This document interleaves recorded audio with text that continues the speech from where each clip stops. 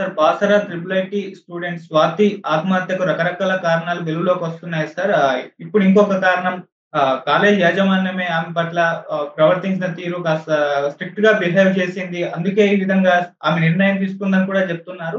So, ఆ కాలేజ్‌లో అంతకుముందు కూడా చాలా మంది స్టూడెంట్స్ ఈ విధంగానే ఆత్మహత్య చేసుకొని చనిపోయారని కూడా అంటున్నారు. మరి అసలు కారణాలేంటి? ఎటువంటి సంచలన విషయాలు ఇప్పటి వరకైతే స్వాతి ఆత్మహత్య కేసులో బయటపడ్డాయి సార్. మీరేం చెప్తారు దీని గురించి?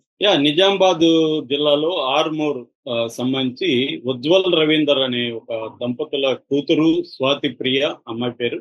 ఆమె బాసర్లో ఉండే యూకేటీలో త్రిబుల్ ఐటీలో టీఈసీ సెకండ్ ఇయర్ చదువుతుంది. ఆమె మొన్న ఉరేసుకొని ఆత్మహత్య చేసుకుంది. అందరూ పిల్లలు మార్నింగ్ బ్రేక్ఫాస్ట్ వెళ్ళినప్పుడు ఈ అమ్మాయి వాళ్ళ ఫ్రెండ్కి మెసేజ్ పెట్టింది, నేను ఎలాగా ఉరేసుకుని చనిపోతున్నానని.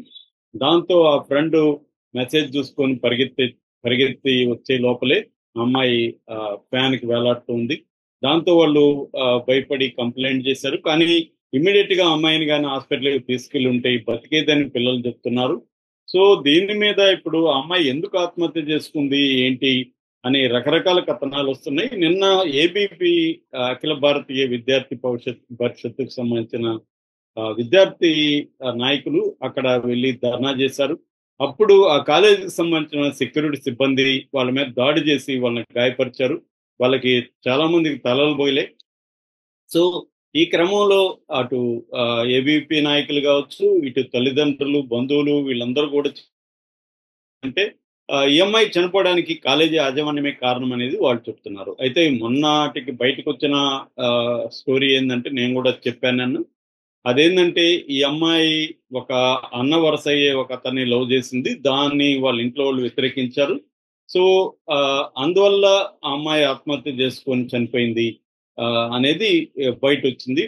పత్రికలు అన్ని కూడా అవే రాశారు. పోలీసులు కూడా ఆ స్టోరీని చెప్పారు. అందుకనే ఆ అమ్మాయి ఆ విషయాన్ని చెప్పలేక అక్కకి నచ్చిన పెళ్లి చేయండి, అక్కని బలవంత పెట్టద్దు, తమ్ముడికి నచ్చినట్టుగా బతకనివ్వండి అని చెప్పడం. అట్లాగే ఆ లెటర్లో తన బంధువుల మీద తనకి ఎంత ప్రేమ ఉంది, ఫ్రెండ్స్ మీద తనకి ఎంత ప్రేమ ఉంది, ఎంత మిస్ అవుతున్నాను అనేది కూడా. ఎందుకంటే మొత్తం 6 పేజీల లెటర్ రాత్రి రాసింది, మళ్ళీ మార్నింగ్ కూడా అమ్మాయి లేచి రాసింది. అంటే అమ్మాయికి చనిపోవాలని గట్టిగా లేదు, అట్టని బతకాలని కూడా లేదు. ఈ రెండు బ్యాలెన్స్ చేస్తే చనిపోవడానికే ఆమె మొగ్గు చూపింది. సో 17 ఏళ్ల వయసులో ఉండే ఒక అమ్మాయి ఈ నిర్ణయం తీసుకోవడం వెనుక బలమైన కారణం అయితే ఉంటది ఖచ్చితంగా. ఎందుకంటే ఆ ఏజ్ లో ఎన్నో కళలు ఉంటాయి, భవిష్యత్తుకు సంబంధించి ఎన్నో ప్లాన్స్ ఉంటాయి. అవన్నీ పక్కన పెట్టి చనిపోవాలని నిర్ణయించుకుందంటే తీవ్రమైన ఒత్తిడికి ఆ అమ్మాయి గురై అవకాశం ఉంది. అది ఒక రోజులో జరిగేది కాదు. జనరల్ గా ఆత్మహత్య చేసుకున్న వాళ్ళు దే కాల్ ఫర్ హెల్ప్ అంటారు, అంటే క్రై ఫర్ హెల్ప్ అంటారు. అంటే వేరే నన్ను ఆపండి, నాకు ఆత్మహత్య చేసుకోవాలని ఉంది కానీ నేను చనిపోవాలని కోరుకోవట్లేదు, నన్ను ఆపండి అనే అమ్మాయి అడిగే పరిస్థితి ఉంటుంది. అయితే అడిగే పద్ధతి ఇతరులకు అర్థం కాకపోవచ్చు. సో ఇవన్నీ మనకి సైకాలజిస్టులు చెప్తారు. సో ఈ యాంగిల్లో అమ్మాయి కొంతమంది ఫ్రెండ్స్ తో మాట్లాడినట్టుగా అర్థమవుతుంది, ఇంట్లో వాళ్ళతో మాట్లాడినట్టుగా అర్థమవుతుంది. కానీ వాళ్ళెవరు కూడా ఈ అమ్మాయి సమస్యను అర్థం చేసుకుని ఈ అమ్మాయికి ఒక కౌన్సిలింగ్ ఇప్పించి ఈ పనులు చేయలేకపోయారు. అయితే ఇప్పుడు ఏబీ వాళ్ళు చెప్పేది కానీ ఈ పేరెంట్స్ కానీ బంధువులు కానీ చెప్తున్నది వేరే కోణం.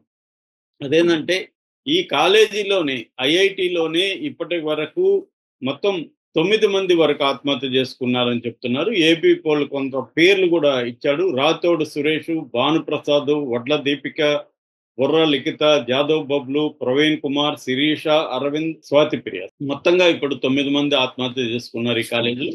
ఎందుకంటే ఈ కాలేజీలో ర్యాగింగ్ లాంటిది, అంటే సీనియర్ ఇంజనీరింగ్ విద్యార్థులు జూనియర్స్ ని వేధిస్తారు. అలాగా ఈ అమ్మాయి ని ఒక సీనియర్ విద్యార్థి వేధిస్తున్నాడు. దానికి కారణం ఏంటంటే ఒక ప్రేమ జంట విషయంలో ఈ అమ్మాయి జోక్యం చేసుకుంది. సో ఈ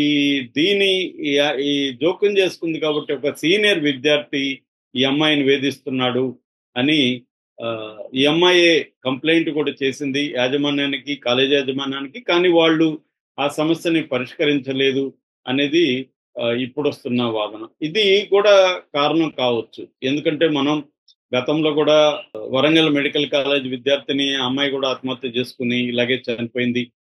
తనని ఒక సీనియర్ విద్యార్థి వేధించడం, ఆ అమ్మాయి ఆల్రెడీ చాలా మందికి చెప్పడం, కాలేజ్ యాజమాన్యానికి తెలియజేయడం, వాళ్ళెవరు కూడా ఆ అమ్మాయిని సమస్యను పరిష్కరించకపోవడం, చివరికి పోలీస్ అధికారులకు చెప్పినా కూడా పరిష్కరించలేకపోవడం, ఇవన్నీ కనిపిస్తాయి. అంటే మనకి కాలేజీల్లో విద్యార్థులు ఎందుకు ఆత్మహత్యలు చేసుకుంటున్నారు అన్నప్పుడు ఒకటి ప్రధాన కారణం ఎడ్యుకేషనల్ ప్రెజర్స్.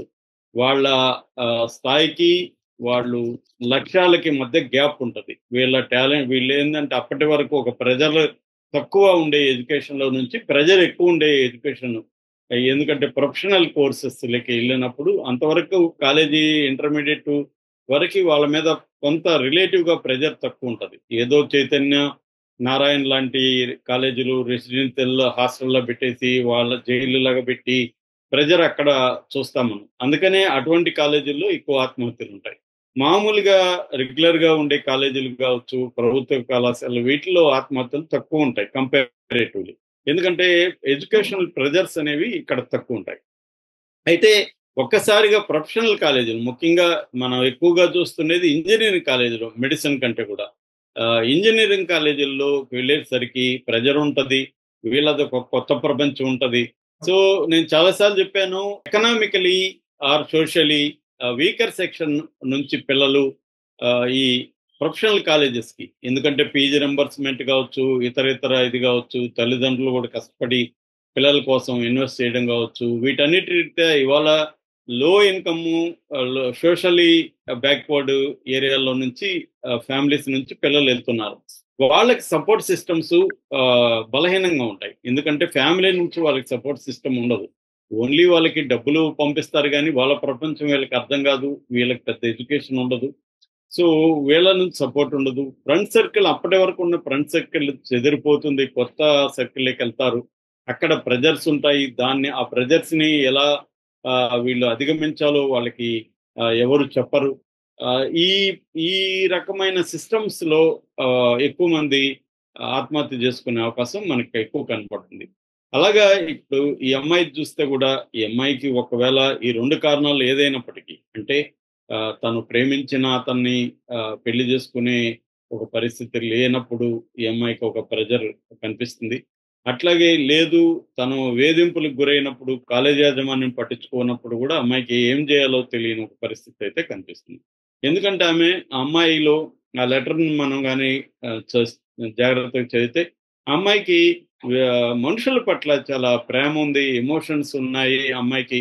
ఆ అమ్మాయి నన్ను అందరూ కౌగిలించుకోండి చనిపోయిన తర్వాత వచ్చి నన్ను మీరు కౌగిలించుకోండి, మీరు హగ్ చేసుకోండి. నేను బతికున్నప్పుడు ఎవరు హగ్ చేసుకోలేదంటుంది. ఆ వాక్యంలోనే ఆమె బతికున్నప్పుడు ఆమె ఆశించిన ఒక ఎమోషనల్ బంధాలు ఆమెకి దొరకలేదు అనేది క్లియర్‌గా కనబడుతుంది. అట్లాగే ఆ అమ్మాయి ఎంత మంచిదంటే చనిపోయేటప్పుడు ఎవరైనా తన చావుకు కారణమైన వాళ్ళ పేరు రాస్తారు. కానీ నా చావుకు ఎవరు కారణం కాదని రాసిందంటే ఎంత ఉన్నతంగా ఆలోచిస్తుంది. అంటే నేను చనిపోతే పోయాను గానీ నేను ఎవరిని ఇబ్బంది పెట్టకూడదు అన్న ఇదే ధోరణి కనిపిస్తుంది.